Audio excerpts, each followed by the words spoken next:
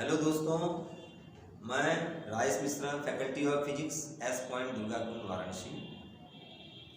दोस्तों, board examination अत्यधिक नज़दीक है, नेक्स्ट मंथ में होने हैं।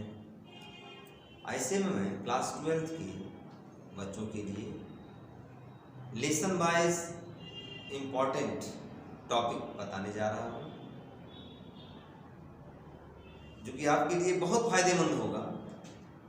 आप वीडियो के अंत तक बने रहिए और पसंद आने पर लाइक कीजिए, शेयर कीजिए, चैनल को सब्सक्राइब कीजिए, जिससे आपको और अधिक वीडियो मिलता रहे।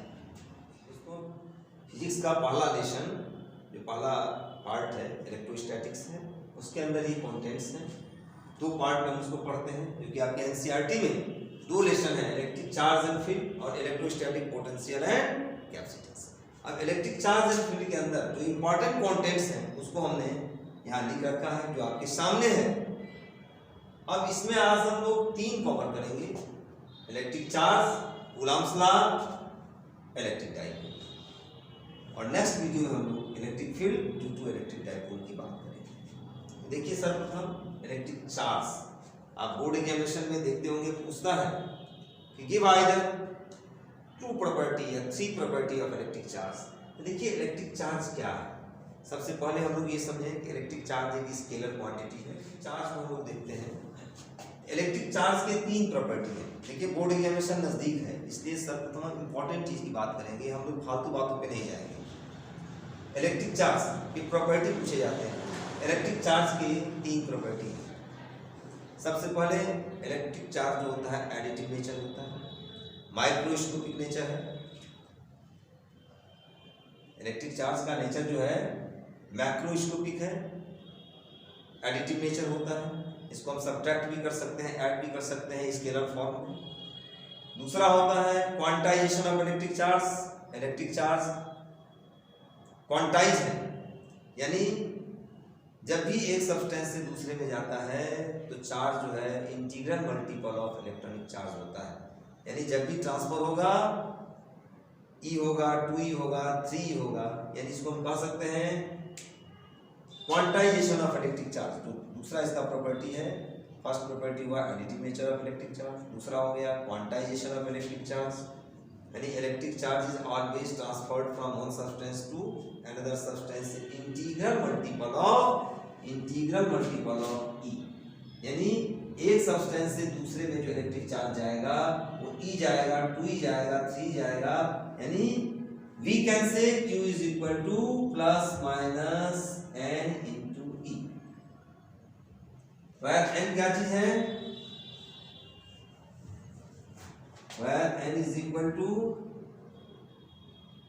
1, 2, 3 एटसेट्रा।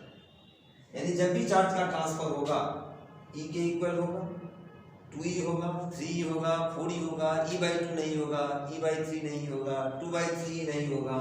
यानी integral multiple of electronic charge, यहाँ E होता है 1.6 into 10 power minus 19।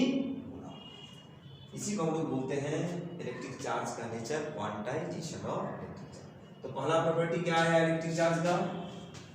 First property आया additive nature of electric charge. Additive nature of electric charge.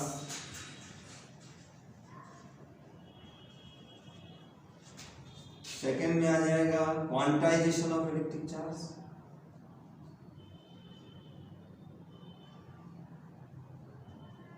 Quantization of electric charge.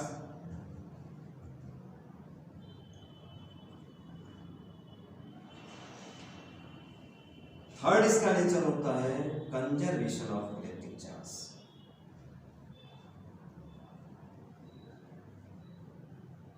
Conservation of electric charge. ये तीन nature है electric charge: additive nature of electric charge, quantization of electric charge, यानी charge is always transferred from one substance to another substance in integral multiple of of electronic charge यानी Q is equal to plus minus यानी।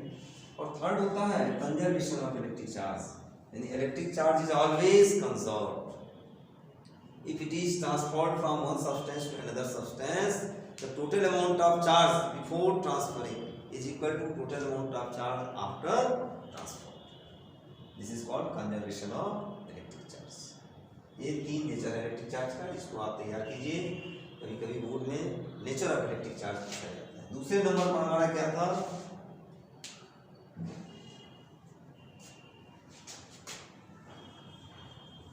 दूसरे number पर हम लोग Coulomb's law देखते हैं।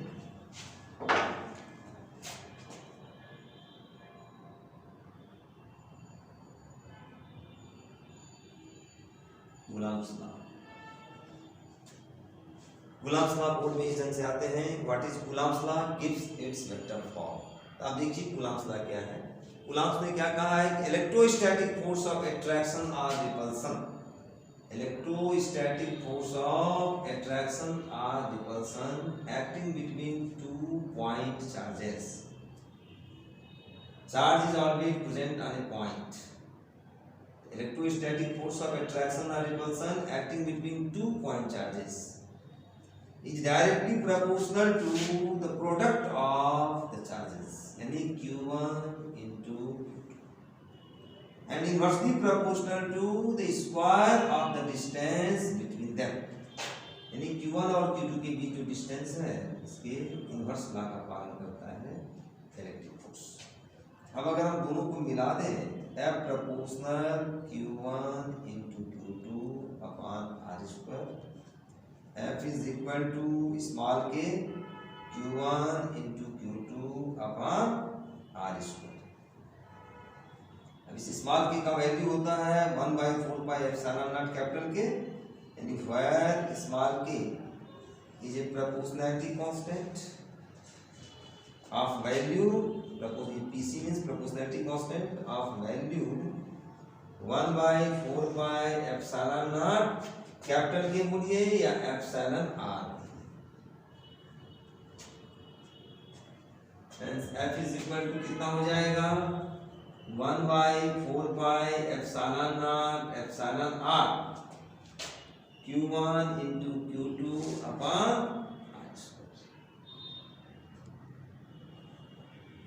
ये किसी भी मीडियम में 2 पॉइंट चार्ज के बीच इलेक्ट्रिक फोर्स लगेगा। अब अगर एयर लेते हैं तो फॉर एयर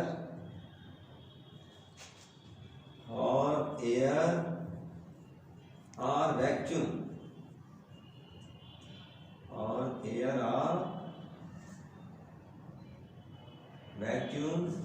एप्सिलॉन आर, उसी को कैपिटल के से भी डिनोट करते हैं। Epsilon R is equal to 1, hence F is equal to 1/4 pi epsilon naught Q1 into Q2 upon R।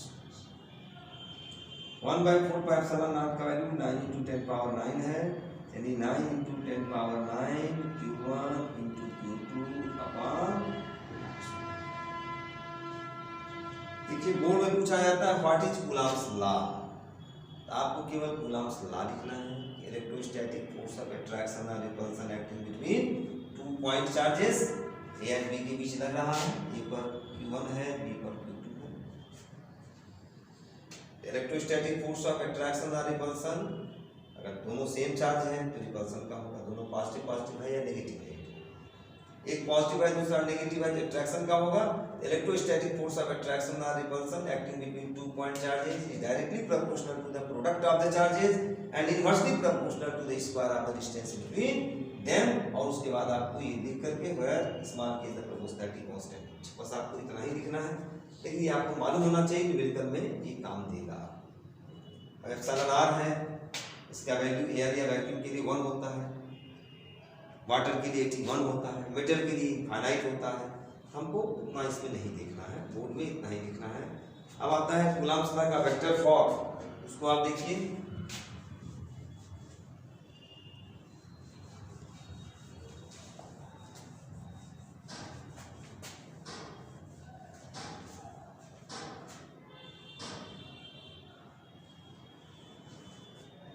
देखते हैं ला इन वेक्टर फॉर्म।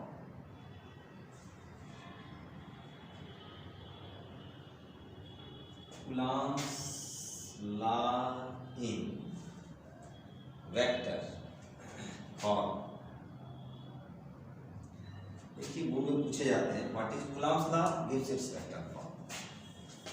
तब यहाँ वेक्टर फॉर्म की हम बात कर रहे हैं तो हम देखेंगे जो 2 पॉइंट चार्ज है, एक हमारा Q1 है और इससे R डिस्टेंस पर, यानी Q1 और Q2 के बीच का डिस्टेंस जो है R।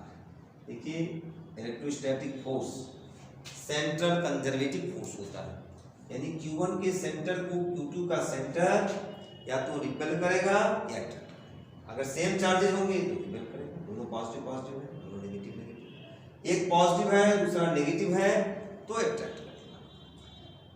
सेंट्रल कंजर्वेटिव फोर्स होता है, प्रोडक्ट ऑफ द चार्ज पर डिपेंड करता है, इनवर्स स्क्वायर लॉ का पालन करता है। आप यहाँ देखिए कुछ हम मान के चलेंगे कि Q1 Q2 या तो दोनों पॉजिटिव ले लें या दोनों नेगेटिव ले लें, अथवा एक पॉजिटिव एक नेगेटिव।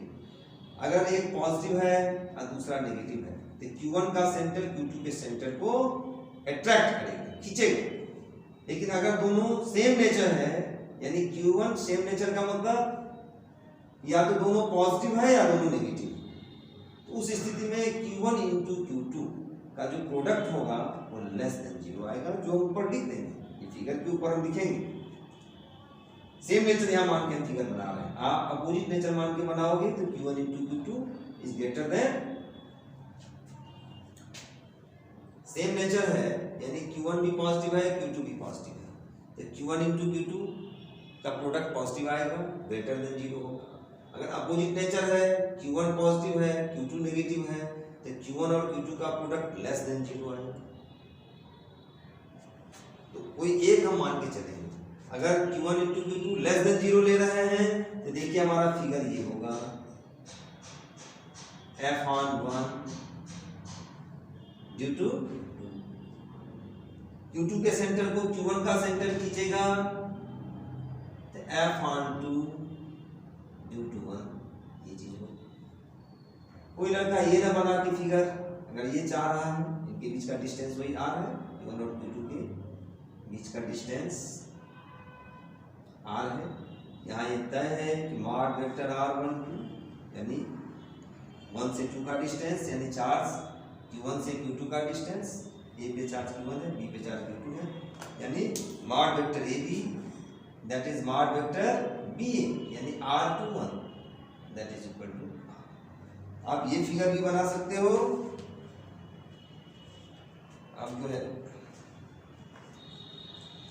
ये फिगर भी आप बना सकते हैं, या कोई लड़का चाहे कि नहीं Q1 into Q2 greater than 0 करेंगे।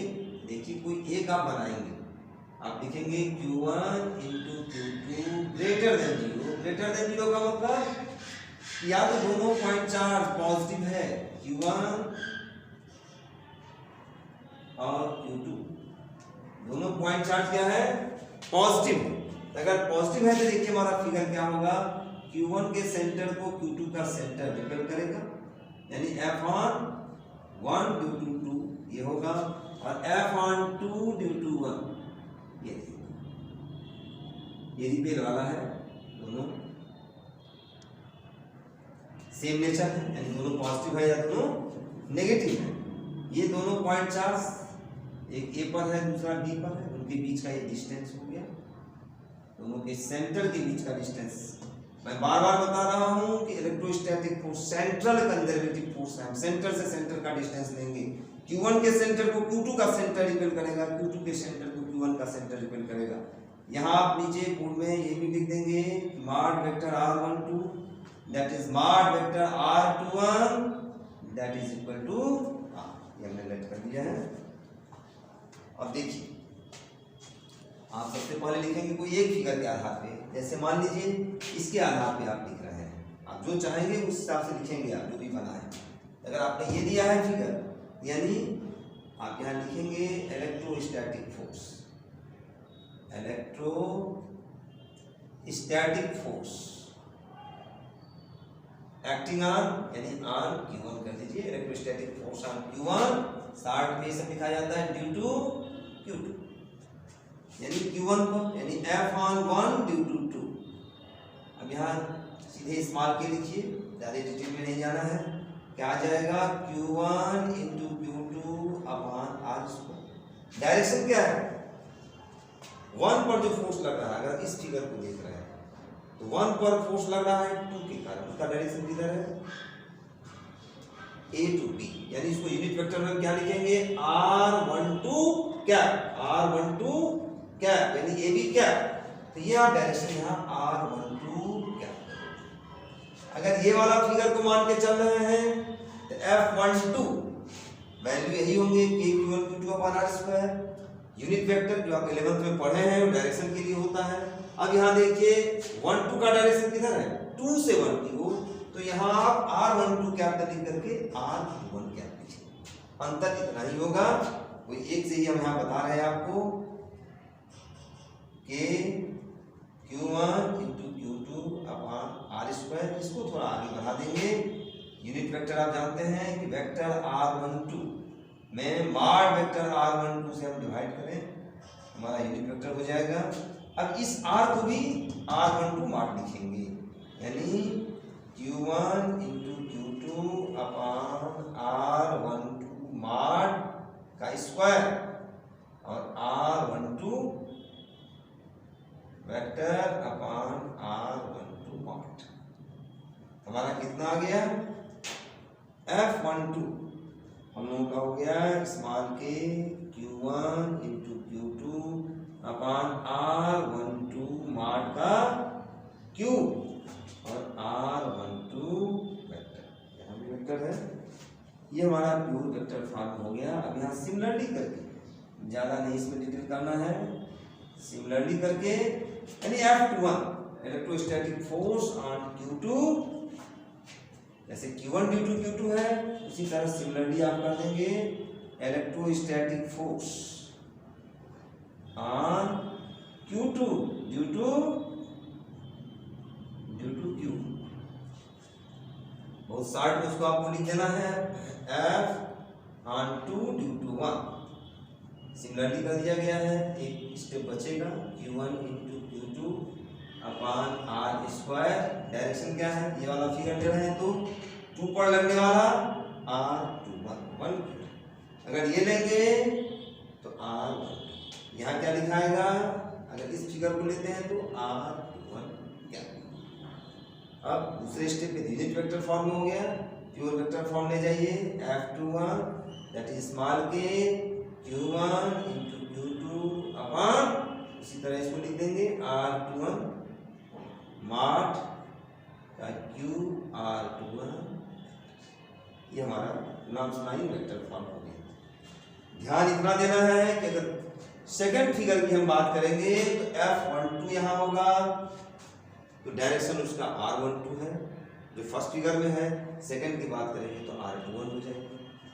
यहाँ भी फर्स्ट फिगर है F21 हुआ है, यहाँ R21 है। अगर सेकंड फिगर की बात करेंगे तो F21 है तो R12, क्योंकि यहाँ रिपल्सन का फोर्स है, सेम नेचर है, यहाँ अट्रैक्शन का फोर्स है, अपोजिट नेचर है, एक पॉजिटिव है दूसरा नेगेटिव है। बोर्ड में आपको दोनों फिगर बनाने की जरूरत नहीं है, हमने आपको बता दिया है।